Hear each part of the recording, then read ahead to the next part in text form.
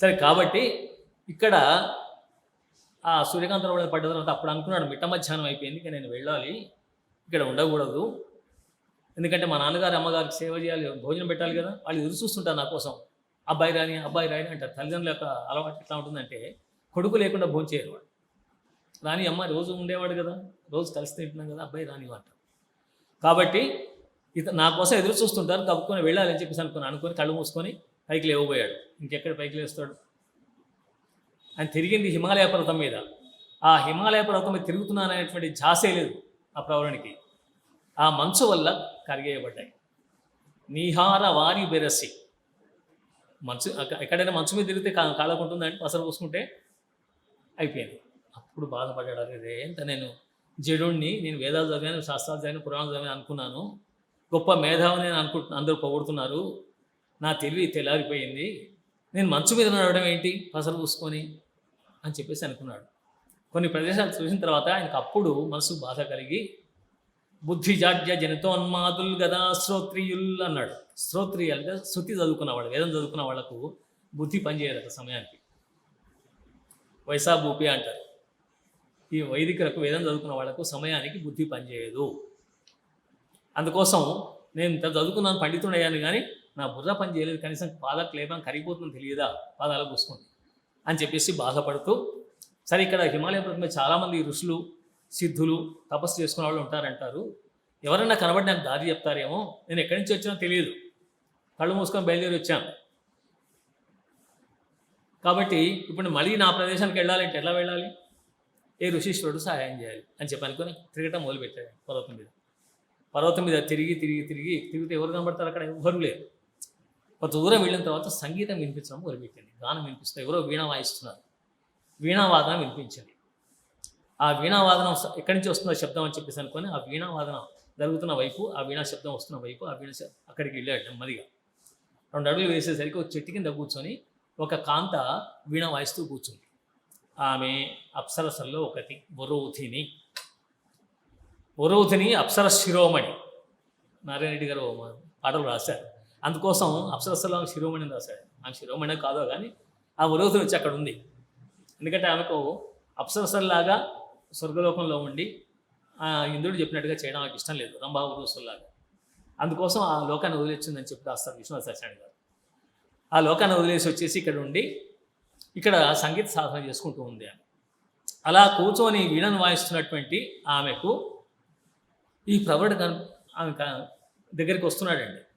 ఈ ప్రవరుడికి ముందు ఆవిడ కనిపించగానే నేను ఆశ్చర్యపోయాడు. ఆహా, ఇక్కడ స్త్రీ ఉంది ఏమిటి అనుకున్నాడు. ఏ ఋషిలో తపస్సులో ఉంటారనుకుంటే ఇక్కడ ఈ మహిళ ఉంది. సరే, అయినా సరే ఎవరైతే ఆమె కూడా సాధన కోసం వచ్చిందేమో హిమాలయం మీదకి అని చెప్పి అనుకొని, ఈయన దృష్టి అలాగే అదే కదా, ఆమె అడిగితే సరిపోతుంది, అది చెప్తుంది కదా అనుకొని 2 అడుగులు ముందుకేసాడు. ఆమె మొత్తం లీనమైపోయి సంగీతం వాయిస్తుంది. ఒక్కసారి కళ్ళు తెరిచిందండి. చూసేసరికి ఎదురుగుండా ఆయన కనిపించాడు. చాలా అందగాడని వర్ణించాడు కదా, చూసి ఆశ్చర్యపోయింది. మనుషులు ఇంత అందంగా ఉంటారా అని చెప్పేసి ఆశ్చర్యపోయి నయనాంబుజములు వికసింప, కళ్ళు ఒక్కసారి పెద్దగా చేసుకొని చూసిందట. ఇంత అంతగాడు అయ్యా అని చెప్పేసి చూసిందట. చూసి ఎక్కడివాడో, నేను ఎక్కడి నుంచి వచ్చాడో, ఆమె గంధర్వం చూసింది, యక్షుని చూసింది, కిన్నరం చూసింది, కింపురుషం చూసింది, దేవత మా మనుషులందరినీ చూసింది. ఎక్కడివాడో యక్షతన ఎందు జయంత వసంత కంతులన్ చకదనంబునన్ గెలవజాలడివాడు. చూస్తేనేమో విభూతి పెట్టుకున్నాడు, మంచి పంచ కట్టుకున్నాడు, పైన కండవ వేసుకున్నాడు, బ్రాహ్మణులాగా కనబడుతున్నాడు. ఈ భూమి మీద ఉండే బ్రాహ్మణులు ఇట్లా ఉంటారని చెప్పి తెలుసాను, చెప్పగా వింది. కాబట్టి ఈ మహీసురన్వయం ఎక్కడ, మహీసురుడు ఈ భూసురుడు యొక్క ఎక్కడ, ఈ భూసురుడు ఎక్కడ, ఈ అందం ఎక్కడ, యక్ష తన ఎందు జయంత వసంత కంతులన్, అందాన్ని వర్ణించేప్పుడు ఈ 5గురిని చెప్తారండి. యక్షతనయుడు నలకూబరుడు, ఇందు చంద్రుడు, యక్షతన ఎందు, జయంత ఇంద్రుని కొడుకు, జయంతుడు అందగాడు, ఇంద్రుడు అందగాడు కాదు, కొడుకు అందగాడు. వసంతుడు ప్రకృతి స్వరూపమైనటువంటి రూపం వసంతుడు, కంతుడు మన్మథుడు. యక్షతన ఎందు జయంత వసంత కంతులన్ చక్కదనంబునన్ గెలువజాలడివాడు.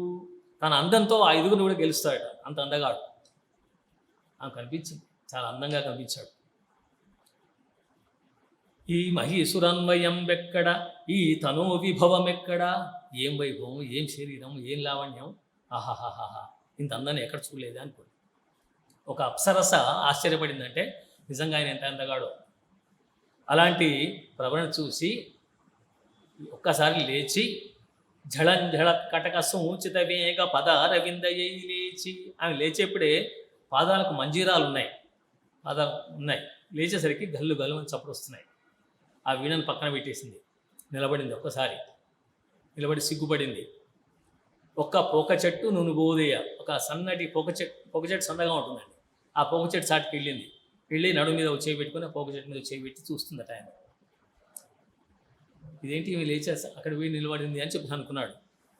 నేను నన్ను చూసి భయపడలేదు కదా అనుకుని 2 అడుగులు ముందుకేసి ఈయన అడగడం మొదలుపెట్టాడు. భయపడుతుంది కదా, కళ్ళలో కొంత బెదురు కనబడుతుంది. అంటే ప్రేమ కలిగిన మనసులో కలిగే భావాలు ఒక రకంగా ఉంటాయి. యవతెవీవు భీత హరిణక్షణ అనేసాడు. ఆయన గృహస్థు, మామూలుగా మా పదాలు వాడుతుంటారు. ప్రవరుడు ఇలాంటి పదాలు వాడాడంటే వాడాడు. నాన్నయ్య పెద్దన అలసాని పెద్దన గారు వాడించాడు, చేశారు. ఎంత యవ్వతెవీవు నువ్వెవరు అని అడిగాడు ఫస్ట్ క్వశ్చన్. అంతే కదా, నువ్వెవరమ్మా ఇక్కడ ఉన్నావు అని. యవ్వతెవీవు భీత హరిణక్షణ, బెదురు చూపులు కలిగినటువంటి జింక కనులదానా అన్నాడు, లేడి కనులదానా. యవతెవీవు భీత హరిణక్షణ, ఒంటి చరించే తోటలేక, నీకు తోడెవరు లేకుండా ఒంటిగా ఉన్నావేమిటి అని అడిగాడు. ఆయన ఒంటిగా ఉంటే జంటగా ఉంటే ఈయనకెందుకు అడిగాడు. ఈ వనభూమి, ఇది అడవి ప్రాంతం, హిమాలయం మీద అంతా అడవులే ఉన్నాయి. ఈ అడవులో ఉన్నావేంటి, ఓ చెట్టు కింద కూర్చున్నావేంటి. ప్రవరాక్షుడ త్రొవదప్పితిన్, నన్ను ప్రవరుడు అంటారు ఎందుకంటే ఆయన పేరు భూమి మీద చాలా ప్రఖ్యాతి వహించింది. గొప్ప జ్ఞాని అని, గొప్ప ధర్మపరుడని, అతిథులను బాగా గౌరవిస్తాడని. కాబట్టి ఆయన పేరు కూడా ఇక్కడి దాకా వచ్చిందేమో అనుకొని తన పేరు తాను చెప్పుకుంటున్నాడు. పేరు చెప్తే గుర్తుపడుతున్నాను. ప్రవరాక్షుడ, నా పేరు ప్రవరుడు అంటారు. త్రొవదప్పితిన్, నేను దారి తప్పి వచ్చానమ్మా. క్రొవ్వి ఇన్నగగ్రమునకేతించితి, బలిసి నేను వచ్చాను అనవసరంగా ఇక్కడికి. క్రొవ్వి అన్నాడు, కొవ్వు బట్టి వచ్చాను అన్నాడు. అంటే బలిసి వచ్చాను, బలిసి ఇక్కడికి వచ్చాను, నేను ఇక్కడ చిక్కుకుపోయాను. కాబట్టి తిరువయ్యేది తెల్పగదవే శుభంబు నీకగున్, నాకు దారి ఎక్కడ ఎలా వెళ్ళాలో చెప్పమ్మా అని చెప్పేసి అడిగేసరికి ఆమె ఒక్కసారి ఆశ్చర్యపోయింది. ఇదేంటయ్యా, నువ్వెక్కడి నుంచి వచ్చావో నాకేం తెలుస్తుంది, దారి చెప్పమని అడుగుతున్నావు ఏంటి అని. వచ్చిన దారి నీకు తెలియదా అని అడిగి. ఇద్దరి మధ్యలో సంభాషణ కొంత జరిగిన తర్వాత ఆయన ఎక్కడికి వెళ్ళలేదని నాకు అర్థమైపోయాయి. ఎక్కడికి వెళ్దామని చూస్తున్నామయ్యా, నేను ఇప్పటిదాకా ఎదురు చూస్తుంది నీలాంటి అందగాడి కోసమే. కాబట్టి నువ్వు ఇక్కడ ఉండు, నీకు ఇక్కడ సకల భోగాలు లభిస్తాయి, నువ్వు ఇక్కడి నుంచి వెళ్ళాల్సిన అవసరం లేదు. నువ్వు ఏమేమి కోరుకుంటావో అవన్నీ కూడా నీకు లభించే అవకాశం ఉంది. కాబట్టి నువ్వు ఇక్కడి నుంచి వెళ్ళాల్సిన అవసరం లేదు అని చెప్పేసి అంటుంది.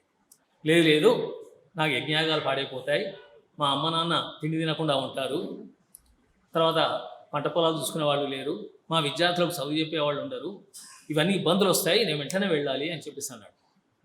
అయినా నేను గృహస్థును అని చెప్పాడు, నాకు పెళ్ళయింది అని చెప్పాడు. ఇంత చెప్పినా కూడా ఆ వరుధిని వినలేదు. ఇక్కడ చాలా వర్ణం ఉందనుకోండి, మనకు అవసరం లేదు. అలా వినక ఆయన అక్కడ ఉండమని బలవంత పెట్టి చివరకు తమకాన్ని ఆపుకోలేక ఆయన మీద పడి గట్టిగా కవలించుకున్నాడు. హరే రామ రామ రామ, ఎంత పని జరిగిందిరా నాయన అనుకున్నాడు. ఆయన వచ్చింది దేనికి, జరిగింది ఏమిటి, ఇలా ఎందుకు జరిగింది అని చెప్పేసి అనుకుని హరహర అని చెప్పేసి ఆ శివుని ఒకసారి తలుచుకొని ఆమె భుజాలు పట్టుకొని తోసేశాడు. అంశద్వయం బంటి త్రోచే, భుజాలు బట్టి పక్కన నెట్టేసి తల్లి నన్ను క్షమించు, నేను వెళ్ళిపోతున్నా అని చెప్పేసి బయలుదేరి వెళ్ళాడు. ఈమె దుఃఖిస్తుంది, ఉండు అని చెప్పేసి అంటుంది, వెంటబడుతుంది.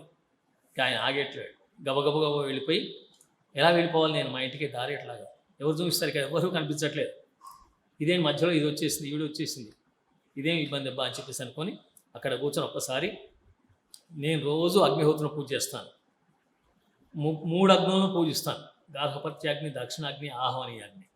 యజ్ఞాలు చేస్తాను, చిన్న యాగాలు చేస్తాను, నిత్యాగ్నిహోత్రుని కాబట్టి పని చేస్తాను. తర్వాత గృహపతికి చేయాల్సిన ధర్మాలు ఉంటాయి, అవి చేస్తాను అని చెప్పేసి అగ్నిహోత్రుని ప్రార్థిస్తాను అని చెప్పేసి అనుకొని, దాన జపగ్నిహోత్ర పరతంత్రుడనేని భవత్పదంబుధ్యానరతుండనేని పరదార ధనాదుల కొరనేని ఇవన్నీ చెప్పాడండి. నేను నిత్యం గనక దాన జప అగ్నిహోత్ర పరతంత్రుడనేని, నేను దాన ధర్మాలు చేసేటైతే, జపం చేసుకున్నట్టయితే, అగ్నిహోత్రుని నిత్యం ఆరాధించేటైతే, దాన జప అగ్నిహోత్ర పరతంత్రుడనేని. ఓ పరమేశ్వర అగ్నిహోత్ర, ఇప్పుడు అగ్నిహోత్ర దేవుడు ఆయన. భవత్ పదంబుద ధ్యాన రతుండనేని, భవత్ నీ యొక్క పాదాల్ని నేను రోజు ధ్యానిస్తున్నట్టయితే, పరదార ధనాదుల కోరనేని, పరదార ఇతర స్త్రీలను, ఇతరుల భార్యలను, ఇతరుల ధనాన్ని కోరకుండా ఉన్నట్టయితే, ఎప్పుడు కోరడా ఆయనకు అవసరం లేదు, కోరడు కూడా, అలాంటి వాడు కాదు, గొప్ప ధార్మికుడు. ఈ నుండు పశ్చిమంభో నిధిని గృంకకయమున్న రయంబున గృహంబును చేర్పుము హవ్యవాహన. ఓ హవ్యవాహన, ఓ అగ్నిహోత్రుడా, నన్ను మా ఇంటికి చేర్చేవయ్యా అని చెప్పేసి ప్రార్థించాడు. నిష్కల్మషంగా శ్రద్ధతో ఆ అగ్నిహోత్రుని ప్రార్థించేసరికి అప్పుడు ఆయనలో అగ్నిహోత్రుడు ఆవేశం ఆ ఆవాహన అయిపోయి లోపల శక్తిని ఇచ్చేసాడు. అగ్నిహోత్రుడు ఎలా పైకి ఊర్ధముఖుడు అవుతాడో, పైకి లేచి మంటలు పైకి వస్తాయో, అలా ఒక్కసారిగా హిమాలయం నుంచి పైకి లేచాడండి, మంచు పర్వతం నుంచి లేచి కళ్ళు మూసుకొని మా అరుణాస్పద పట్టణానికి చేర్చుతండి అని చెప్పి నమస్కారం చేశాడు. కళ్ళు మూసుకున్నాడు అంతే. వచ్చేప్పుడే చూడాలని వచ్చాడు. చూడాలని తపన లేదు. మా అమ్మ నాన్నని చూడాలి, మా ఊరు చూడాలి, మా విద్యార్థులను చూడాలి, నా ధర్మాన్ని నేను నిర్వర్తించాలి, వెళ్ళి తొందరగా తల్లిదండ్రులు సేవ చేసుకోవాలి, వాళ్ళకి ఆహారం పెట్టాలని చెప్పేసి ఆ ధ్యానంతోనే ఉన్నాడు. అలా ధ్యాసతో కళ్ళు మూసుకున్నాడు. కళ్ళు మూసుకొని హాయిగా ఆకాశంలోకి ఎగిరిపోయాడు. ఎగిరేసి అరుణాస్పద పట్టణంలో దిగిపోయాడు. అలా దిగిపోయి ఇంట్లో గబగబా వెళ్ళిపోయి స్నానం చేసి మళ్ళీ కావాల్సినటువంటి సాలగ్రామ పూజలు అవన్నీ వ్యవహారాలు చేసుకొని తల్లిదండ్రులకు భోజనం పెట్టేసి ముందు తర్వాత తన కార్యక్రమాల్లో మునిగిపోయాడు. ఇలా ప్రవరుడు వెళ్ళిపోయిన తర్వాత ఇక్కడ గురువుని పరిస్థితి ఏమైందో మనం రేపు చూద్దాం. ఎందుకంటే ఇంకా మనకు కావాల్సింది స్వరోచ్యుడు మనువు పుట్టాలి. ఆ మనువు వచ్చేంత వరకు ఆ వృత్తాంతాన్ని తెలుసుకుందాం. ఇవాళ ఆపేద్దాం. స్వస్తి.